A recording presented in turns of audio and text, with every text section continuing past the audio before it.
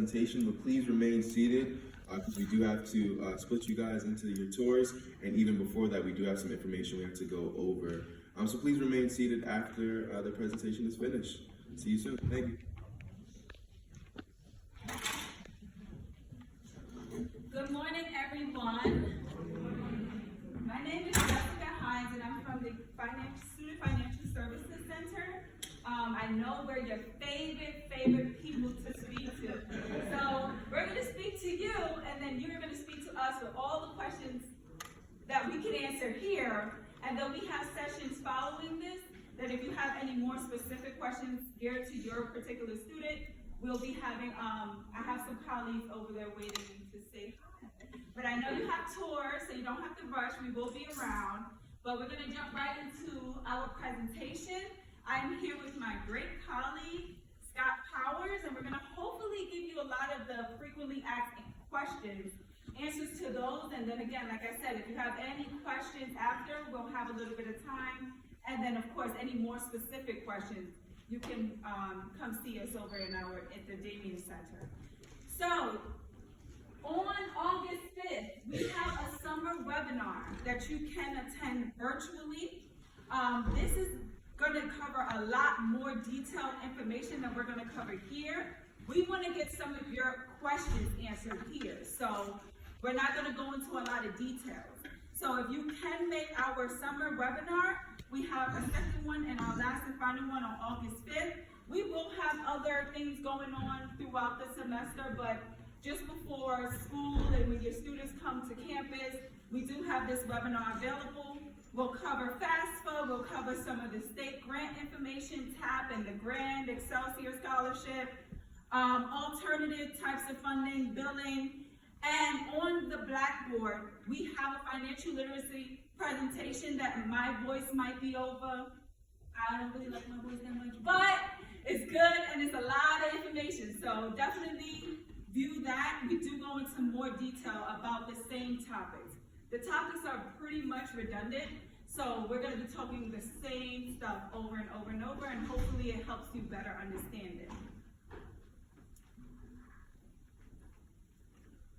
FAFSA. If you have not already done your FAFSA, which I'm hoping everyone here has, you will go to studentaid.gov. That is how we determine your eligibility for federal funding, such as Pell and any of your federal loan funding. So that's a subsidized Stafford loan, unsubsidized Stafford loan, which a lot of you might already know about, because I'm hoping that a lot of you already did your FAFSA. Who did their FAFSA? Okay, so we did. Great. New York State aid.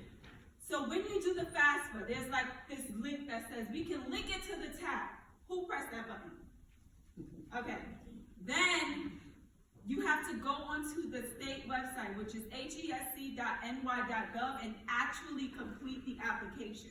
So for those of us who are New York State residents and was able to link our FAFSA to the tab, that is not the final step.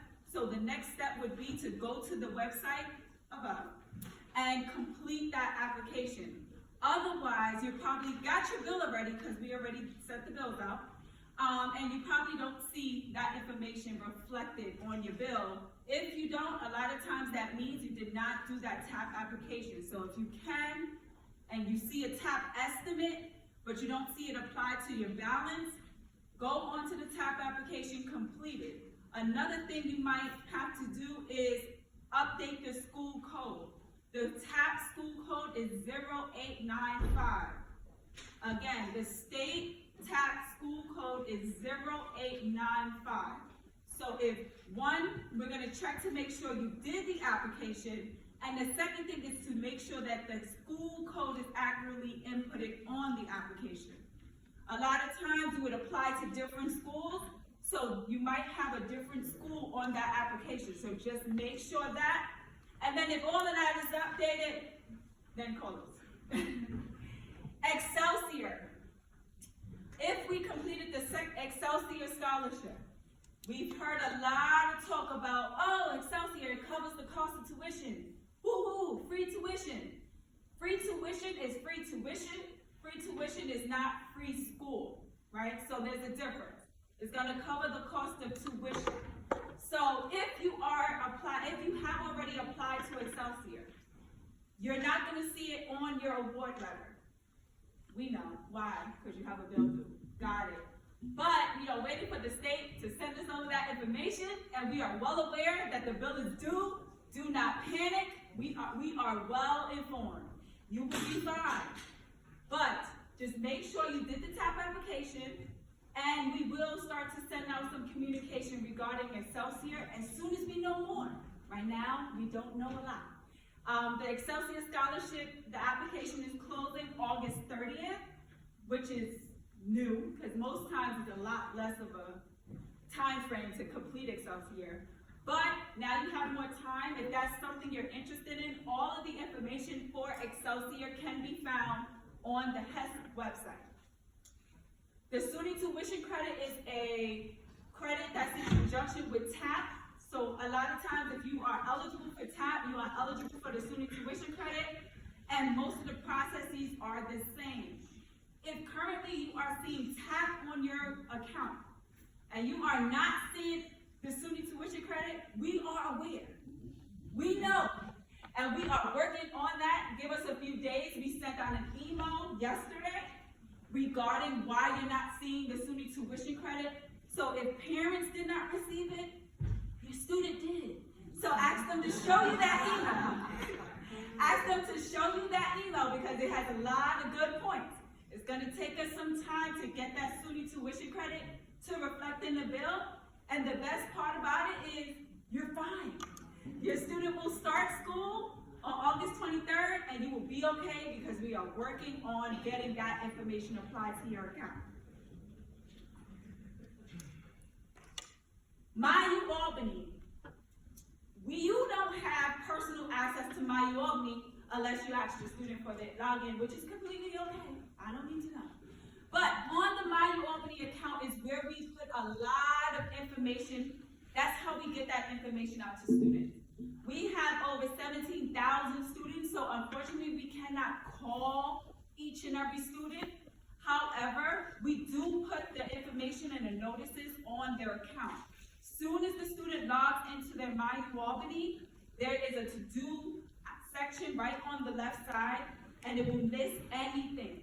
For example, on here it says direct loan Stafford MPN.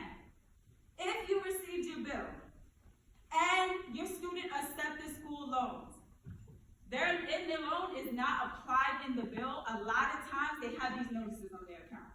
Why? Because the Stafford Interest Counseling is going to give them all the information about their loans, and then the master promissory note is them promising to pay back the loan. So before we can certify those loans, before they can appear on the account, those two items have to be completed. So again, if you have a bill and your loans are not applied to the bill, a lot of times that is why. Okay. Oh, it's my turn. I used to think I was pretty good at orientation, and then I presented with Jessica a couple weeks ago. She's really good. Humbling, so we've been using the same presentation since the beginning of the month, and it says first bill to be issued July 20th. Well, that made sense at the time. It actually happened on the 21st. We already sent it out. We don't send paper bills out. We send postcards to go with the bill saying that your bill is available. We send an email notification to students saying the bills are available. They can be seen on epay.albany.edu. This one here. This is kind of more or less the landing page of what ePay looks like. When you log in, this is what you see, because you can see your balances, you can do other things there. When I used to present orientation, we had the parent ones and the student ones, and the students, they would listen for the most part, but I really try to drive home three topics.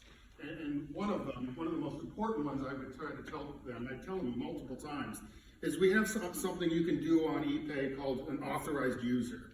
Now, looking around the audience, I see what you guys are authorized users, the parents. Right now, as Jessica said, you might be logging into ePay with the student's net ID and password and whatever else, and UAlbany, all those things.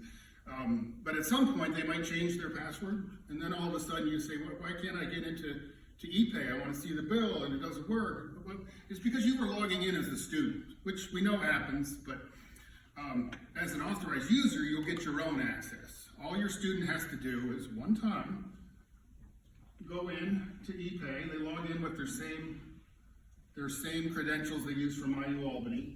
And it's this button right here, authorized user. So go in there, they'll enter your email address.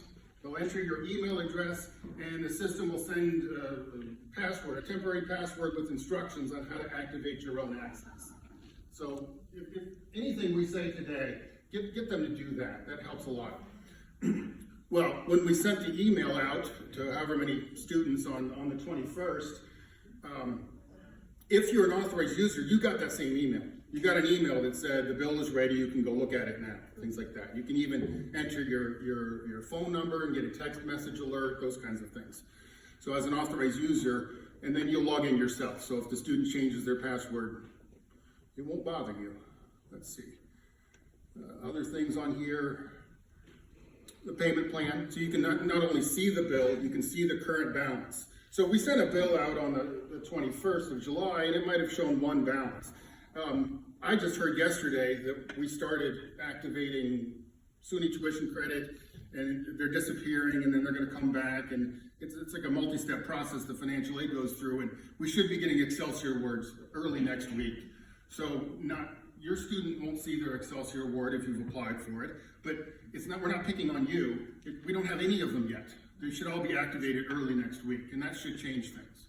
Now, we might have sent a bill out last week saying you owe a certain amount, but right in here on ePay, you can see a current balance, and presumably that will be less as things start to fall into place. But we do have a payment plan that you can enroll in. It's this button right here towards the top. You'll enter that. Instead of paying the full bill on August 15th, you would enroll in the payment plan. There's a fee for it, $45 every semester. You would pay a quarter of the bill on August 15th, and then we bill every month, so you'd pay a quarter in September, October, November 15th, and then do the same again if you want to in the spring semester. Let's see here. We've been doing some talking. This is basically different ways you can contact us. We sent the bills out last week, and the phones exploded. Phones aren't, it's predictable, but yeah, you call and you're going to have all sorts of people in the queue. There are other ways to contact us. You can take a picture of this and blow it up.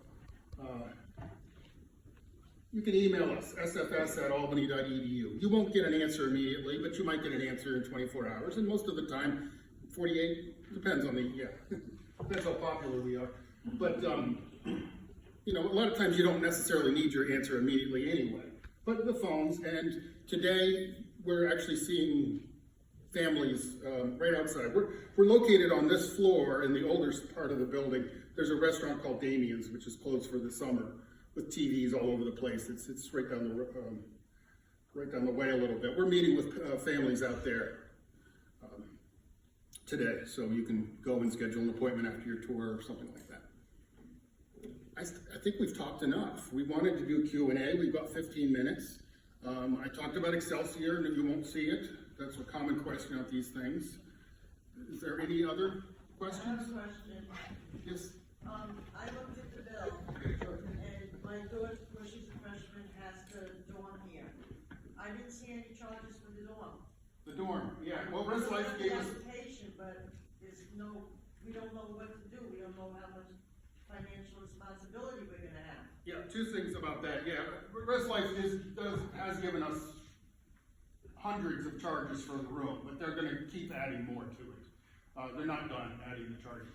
So if you got the bill on July 21st, and you see tuition and fees because your student's enrolled, and a room charge appears later on, you'll see the balance change. Now we'll send you another bill in August that would be due in September, which would include any new charges on the account. In your case, it would be charges for room and board, room and meal plan, for example, might be included on a later bill. The meal plan is not included? They're both added on separately, yeah, usually around the same time. Okay. Yeah. Any other questions? 529 distributions, easiest way, send a check to you guys? Yes. Check to us, which way goes? It depends on your company, but for the most part, the checks get sent to us, yeah. And we're a big enough school, and for most of the larger 529 plans, they have our addresses and things, but you initiate it there, yeah. I will say one thing, there are some people, if the bill's due on the 15th, that will initiate the 529 payment on the 14th, and be surprised when they don't see it on the account. We don't actually get, we did for a while, I don't know why it stopped, it wasn't us. We used to get electronic payments from 529s, particularly from the New York Saves, which is one of the bigger ones around. We don't. They switched, we went old school, they send paper checks now. So if you request it on the 14th, they probably won't even put it in the mail until the 16th or 17th. I don't know what the lags are on those things. Is So that better for tests? you might want to just give it a little bit more time when you request the 529. Student tax returns and so forth, that go directly to the school as they're paying through. Someone hollered yes. Yes. Someone from experience. I would have said yes, but she sounds like she knows more. We have a question right here. Does everyone qualify for the TAP, or is there requirements for TAP? There are requirements for TAP. They haven't listed on their website exactly what those income requirements are. They are looking at your state income information.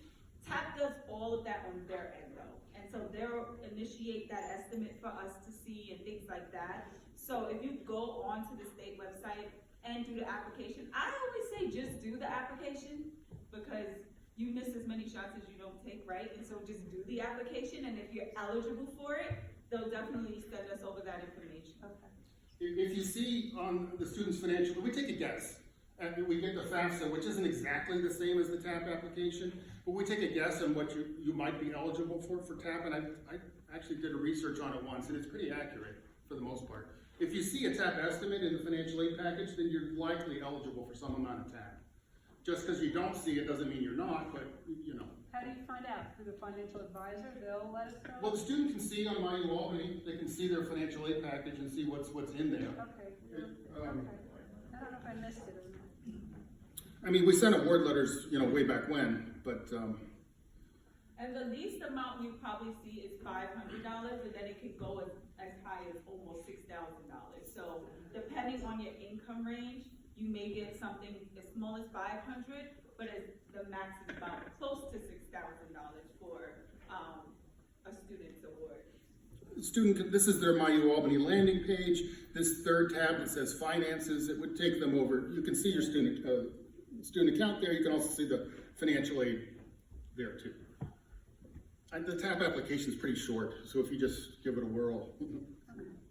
We have a question here? Can you elaborate on the subsidized and unsubsidized loans? I will give you the very, very express version of that, only because we have a presentation, a 7 webinar, where we're gonna do more details. But the express version to that question is that the subsidized loan does not accumulate interest while the student is in school. So the government is paying that interest on that loan throughout the duration of the academic years for the student. The unsubsidized loan does. So the difference between the two is one does not accumulate interest and the other one will begin accumulating interest the moment we certify that loan. They both have the same interest rate, which is about 3%, I believe. So it's the same interest rate, but again, don't quote me on the exact number of the interest rate because they just updated it this year and I can't keep up with my memory and all of those things. But we will go through more detailed information at our webinar, and we have a lot of information on our website. But the best part about it is that where I told you that students have to do that entrance counseling. The entrance counseling is literally what gives them all the information, how to repay, what that looks like. They even give examples on if I took out $3,500, what would that number be for my unsubsidized loan when I graduate? So they do a calculator. So it's very, very extensive. So that's why we don't allow the students to just press accept without going through, well, we don't really have a choice, but they're not allowed to just press accept and then have the loan. They have to go through that counseling just so that they know how that loan works. Other questions? I have a question.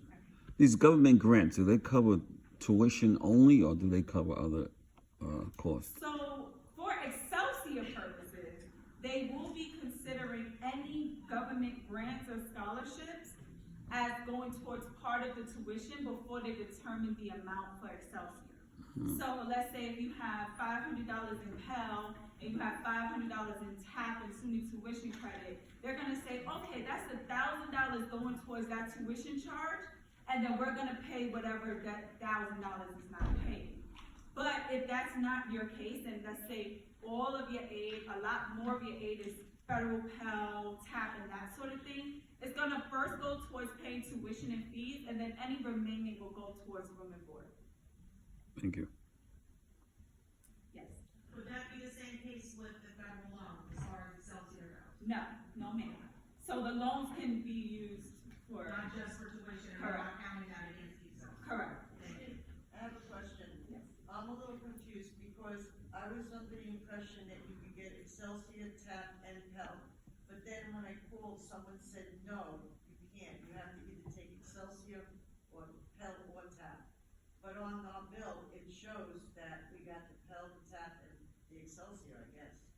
Okay, so how it works is, like I was explaining, so if you have a small portion of Pell, you have a small portion of TAP, Excelsior will then tack on whatever Pell and TAP is not covering. You can have. Right. Okay, that's Right, but if you have, let's say, $6,000 in Pell, $6,000 in TAP, you wouldn't even be eligible for Excelsior because that is already covering the cost of tuition. Okay. Yeah. Questions? Any more questions? I have a question. I'm looking into the Excelsior, loan on the Excelsior grant. And from my understanding, when you get the Excelsior, is it that if like your child fails classes, then you owe that money and you don't pay it?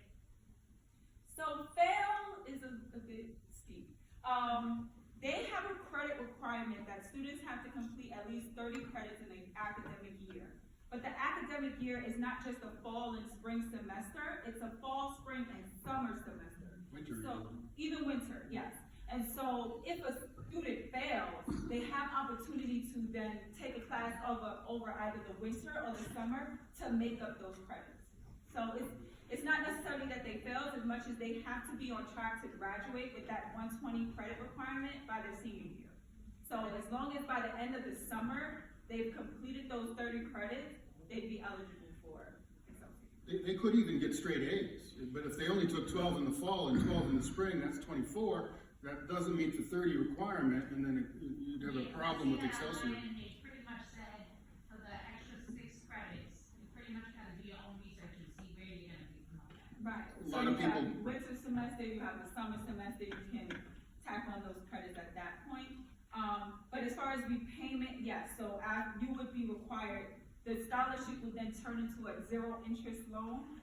Zero interest loan, I wish I had a zero interest loan, and so you would just be paying back, the amount that the student taken out. If they happen to lose Excelsior, you would be required to pay back the amount that you take out. I think that's only when they move out of the state. If you stay in the state, it stays as a. Yeah, if you stay in the, no, I'm saying if you, if you stay in the state, then you have to pay it back, yes, right. Any other questions?